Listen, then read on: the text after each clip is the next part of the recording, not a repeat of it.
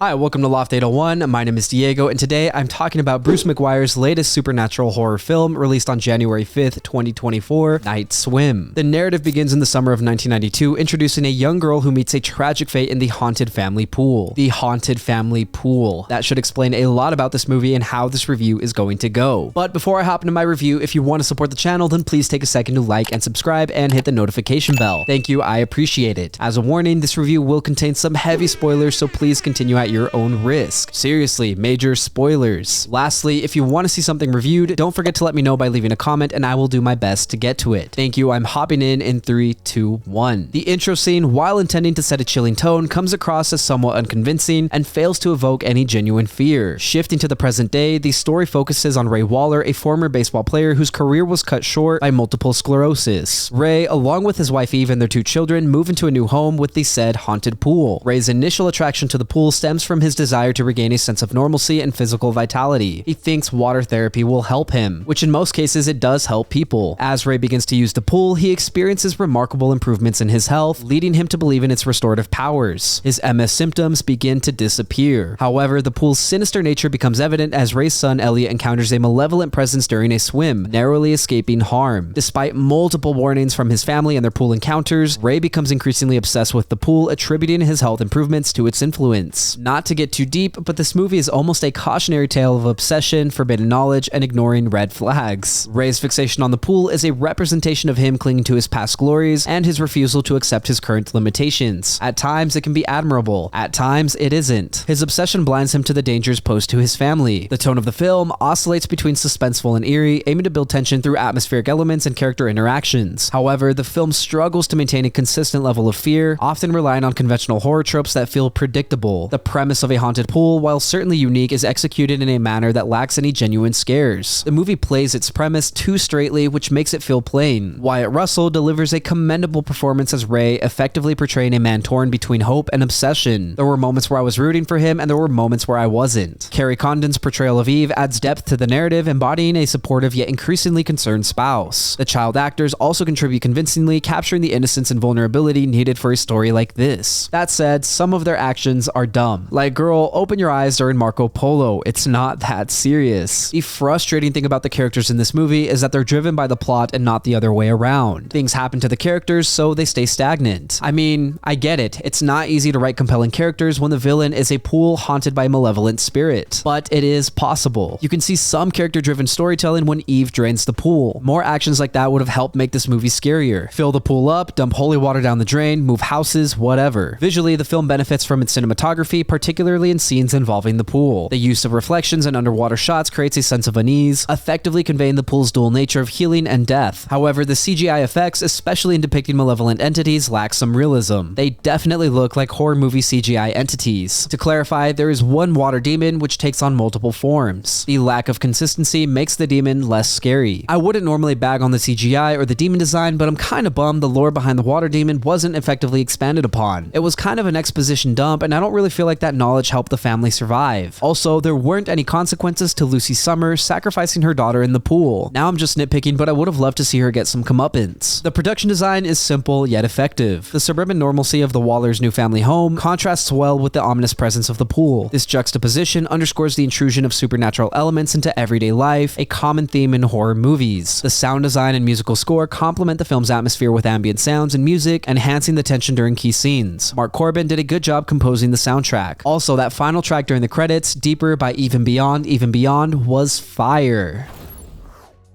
Nightswim presents an intriguing premise with its focus on a haunted pool and the psychological unraveling of ex-baseball player Ray. While Wyatt Russell's portrayal of Ray captures the desperation and hope of a man chasing former glories, the movie often leans too heavily on predictable horror tropes, with the haunted pool premise feeling more campy than chilling at times. The character's lack of agency limits the film's emotional depth, despite Kerry Condon's strong supporting role as Eve. Visually, the cinematography and underwater shots effectively create an unsettling suburban atmosphere, but the CGI detracts from the scare factor, and the lore surrounding the pool's demon remains remains underdeveloped. Nightswim ultimately leaves potential on the table, struggling to deliver the scares it promises despite its intriguing concept and a solid eerie score by Mark Corvin. If you want to watch a horror film with a unique concept, Nightswim might be interesting to you, but it's not a fully satisfying and terrifying experience. It's a formulaic, haunted object/entity movie. Thank you for listening to my review of Nightswim. If you enjoyed the content, leave a like and hit subscribe. If you did not enjoy the content, thank you for sticking around. As always, I would love to read what you have to say, so leave a comment and let me know what you're thinking. Also, if there's something you want to see reviewed, don't forget to let me know and I will do my best to get to it. Lastly, if you want to see some more from me, then you can check out my vlogs linked up above or my podcast, Good Friends. Again, thank you for watching. My name is Diego and I will see you next time.